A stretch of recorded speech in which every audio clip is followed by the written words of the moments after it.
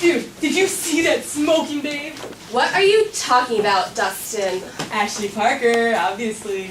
There are approximately 1,784 students, 814 of which are female freshmen. Do you really think I know who Ashley Parker is? I know, compared to my private school in Wisconsin with an AP class of like 4 students, Harvard is a monstrosity. I know. There should be a freshman directory available, with pictures. And how would one come across that? Well, with my advanced technological capabilities, hacking into the freshman directory should be a breeze. And you'd make it accessible to mere mortals like me. Of course I'd create a user-friendly program for all to view. No, there should be a list of all the foxy ladies in this school. And the ones that are not. Let me guess, you want Ashley Parker to be #1? Totally, dude, she is fine. Okay, I'll start making this hot or not freshman directory. I'll set up a troubleshooting Java code to enable our website. In! Just access Harvard's remote freshman documents. Ring, ring, ring. Hello? Dean Tucker? What? You're putting me on probation for hacking into the Harvard freshman documents? This is totally not fair. They have not seen the end.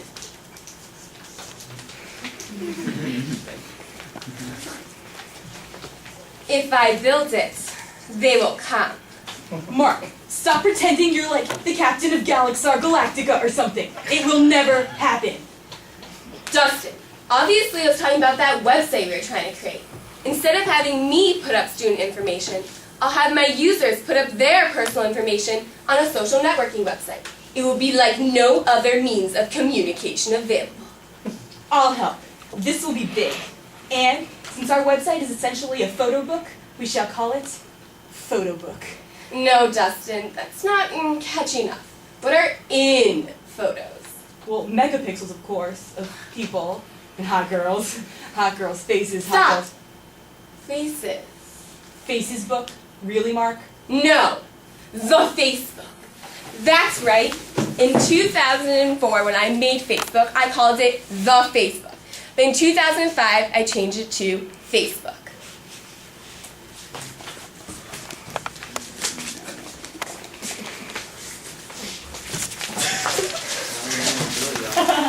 I am the youngest self-made billionaire ever. But how old am I and how much money do I have? Well, currently I'm 25, and actually my birthday was last Thursday, so happy birthday to me. But I made Facebook when I was 20, and I was a sophomore in college at Harvard. And since then, Facebook became a huge hit, and I actually dropped out to become the CEO of Facebook, which is what I am now. And my net worth is approximately $1.5 billion. Now, that's a lot of money. So that must mean that my company is worth a lot of money. And my company is worth about $15 billion. At least it was when Microsoft made its first investment for $260 million, and they invested in approximately 1.6% of my company. Now I have 2 other major investors. One of them is Peter Thiel, and he is one of my great friends. And we met when I moved to Palo Alto, California, and he invested in my company for $500 million. And my last investor, Excel, also invested in my company for $13 billion.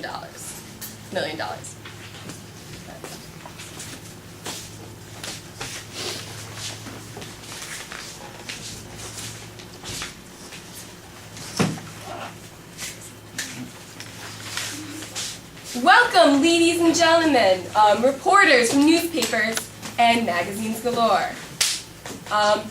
So this is Facebook, and this is what you see when you first sign into Facebook.com. Now there are 200 million active users, and this number was recently updated, actually in March, which is when we got our 200 million active users. And Facebook has so many users because it's not only in the United States. It's literally everywhere, like internationally. So this picture, we incorporate this picture on the front to show how international it is. And some of these countries include Argentina, Chile, United Kingdom, France, England, Australia, and many more. And all you need to do is be 13 and have an email address, and you are eligible to have a Facebook. Now now that you've made a Facebook, you've signed in, you've gotten all your information, you're going to look for your friends, because that's the whole purpose of having Facebook, to reconnect with old friends that you may not see or you haven't talked to in a long time. And so what you do is in the search dialog box, you type in the person you're looking for, and you can include or search for them by their network. And a network specifies either what location they're in, what college or school they attend, or what business they are. And as you can see, I'm part of the Facebook network because I work at Facebook. I live in San Francisco, as I mentioned before, Palo Alto, and that's where my company is. And I'm also a Harvard alum, although technically I'm a dropout, but we haven't really figured out a network for dropout yet. And something else that comes up when you look for someone is a group. Now, groups are a great way to get many people involved for a common cause. And actually, in this last recent election, Barack Obama actually used groups to kind of get supporters and send his message. And as I mentioned, 200 million users. So it's a great way to get your voice heard and your thoughts heard and collect a wide group of people. And that is why Barack Obama created many groups to campaign. Now this is the home screen. And the home screen is what people know or associate Facebook with, because it's what makes Facebook unique. And the home screen is not what other people view. It's what you view when you sign on. And this center column is what is known as the news feed. Now, many people who may have Facebook in this room know that news feed is, one of the best parts. It's everything, all the most recent information you want to know, there for you. But Facebook didn't always have news feed. In fact, I created it in 2006, and there was a lot of controversy. Many people felt that it was so easy to cyberstalk since everything that you want to know, most recently, was there, including pictures and comments and videos. But now, newsfeed is what people associate Facebook with, because it's what makes Facebook unique. And actually, newsfeed is able to track down which profiles you view, and the people whose profiles you view, like most recently and most often, those people are what are on your newsfeed, along with others. So newsfeed is designed with you in mind. And another aspect of homepage is people you may know. And what that does is it takes your friends and it sees how many mutual friends or friends you have in common and says, oh, maybe you missed this person. Or maybe did you remember that this person had a Facebook?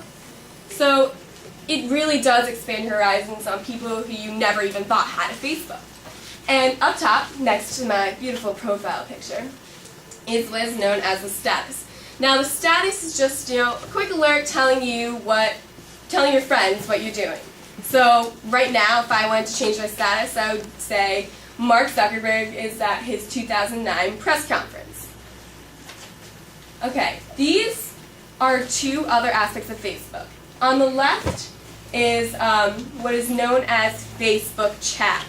And Facebook Chat, unlike other aspects of Facebook, is a way to see who's online and talk to them instantly. If any of you have an AIM address or an instant messenger screening, it works the same way by seeing who you're friends with, who's online at the moment, and who you want to talk to. Whereas a wall, if you write on a wall, you have to wait for the page to reload, and you don't know when they'll receive the message because you don't know from the computer. Now, on the right is what is known as an application. And I did something really unique. I created what is known as a platform. Now, this saves my developers a lot of work because what the Facebook platform is I create this platform and you get to make the applications. Anyone can make an application, and our developers will put it on Facebook. And these are examples of the most common or popular, and they literally have millions of users. So applications is really a win-win situation. The company or whoever makes the application gets money because we pay them for putting on a successful application. And then we get new users because people find out about these applications and are interested and want to join Facebook. Alright, this